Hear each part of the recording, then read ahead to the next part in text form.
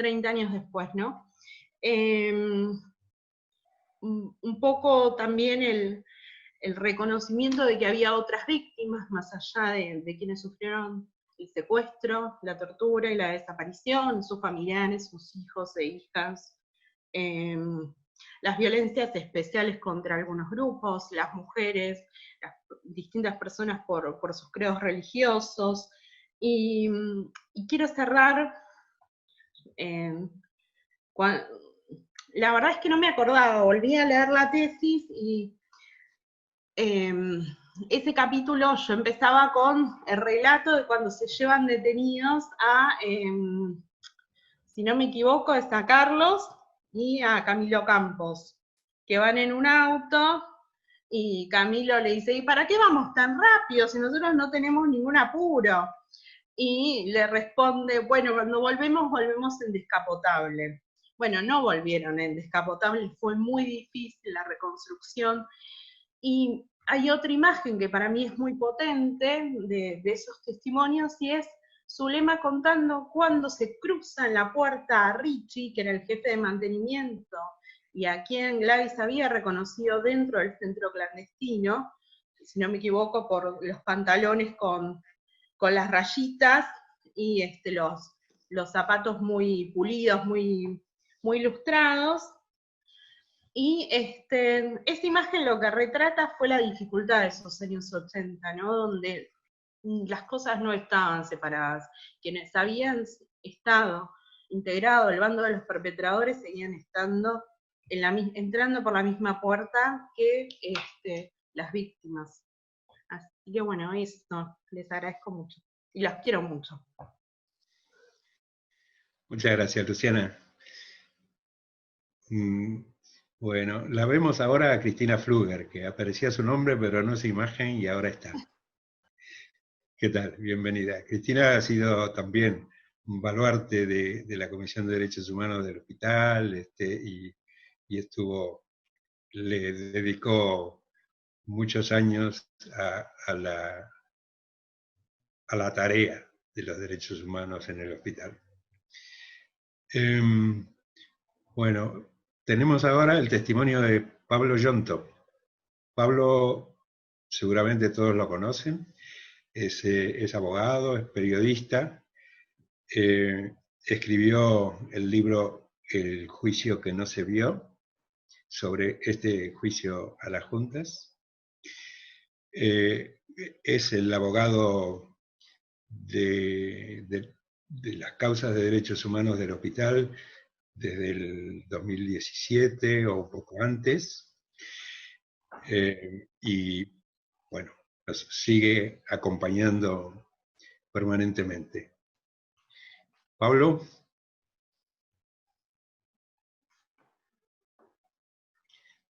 Te falta sonido.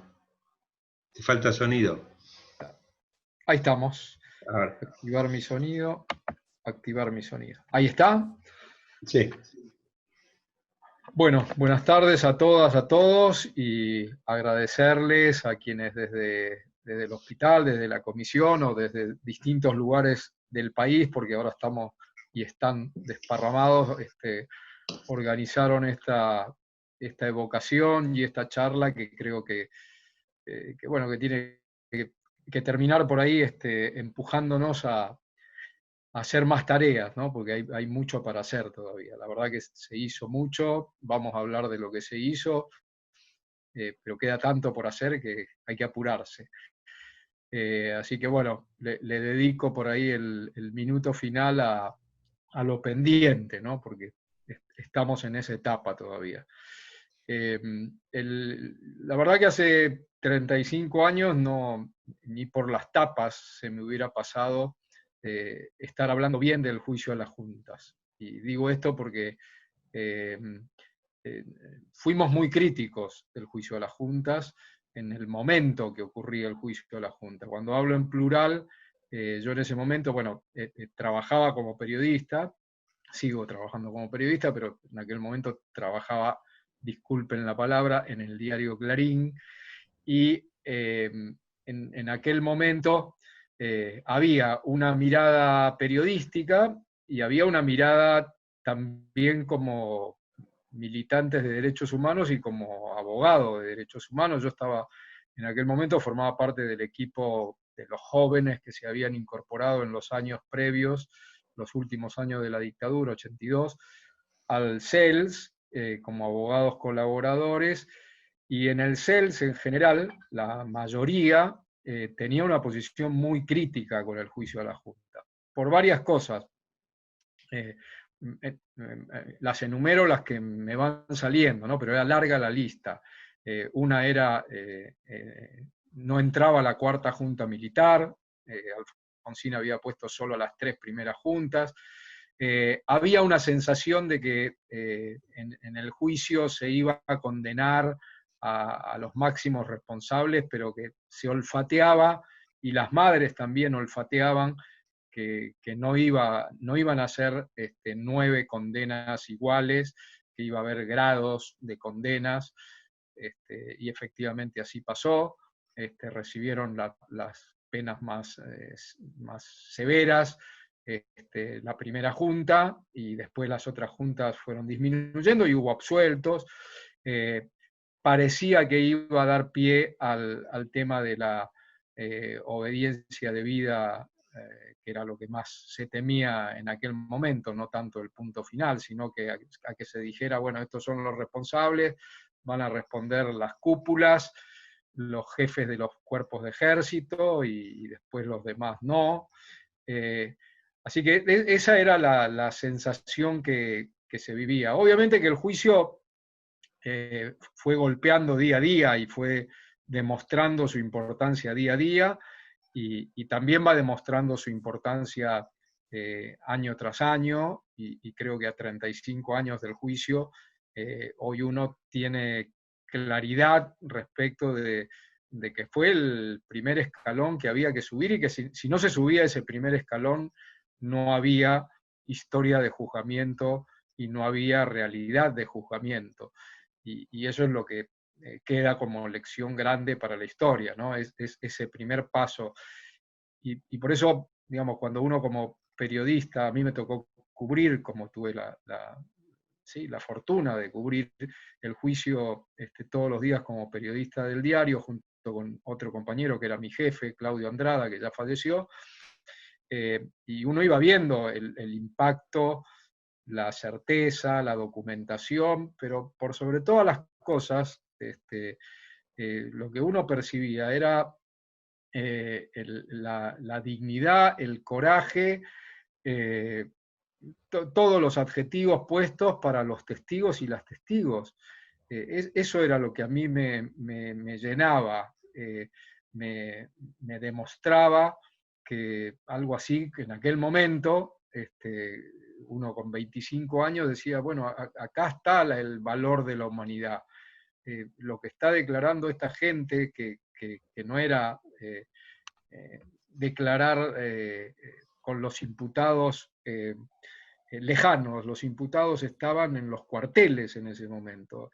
Los nombres que salían a cada rato en cada audiencia, ya sea por apodos o por nombre y apellido, olvídense ustedes de los comandantes, porque los comandantes eran juzgados, pero los nombres que aparecían eran todos de represores que en ese momento estaban en los cuarteles, en las comisarías, y los nombres eran dados, ¿no? Se daban los nombres, los apodos. Por eso en el trabajo de recopilación en el libro, el eje lo puse en eso. Y en este momento, en este panel en el que estamos participando, hay varios de los testigos, ¿no? Que bueno, supongo que van a hablar ahora, pero mi reconocimiento a ustedes, a las y los testigos que en este momento están participando de este panel, porque sin ellos no había juicio a las juntas. El juicio a la junta fue el juicio de los testigos, esa fue la prueba demoledora, ¿no? Y bueno, y tocó para la historia, ¿no? Esta cuestión de que el Hospital Posadas, el caso del Hospital Posadas fue el último bloque, digamos, que se había armado, que la Fiscalía había armado para presentar como caso, era el del Hospital Posadas, que arrancó martes 13 de agosto, y finalizó el miércoles 14 de agosto, esos 2 días fueron los 2 días dedicados al Hospital Posada, era lo último que había. Eso también nos sorprendió porque, bueno, Estracera había resuelto, ya se olfateaba semanas antes, pero había decidido cortar en un momento con la lista de casos y de testigos, ¿no? Como nos pasa en todos los juicios, hay un momento en que ya va llegando el final y las partes se le consulta, bueno, qué testigos desisten, de qué testigos desisten o van a continuar, y la Fiscalía le puso el corte en el Hospital Posadas.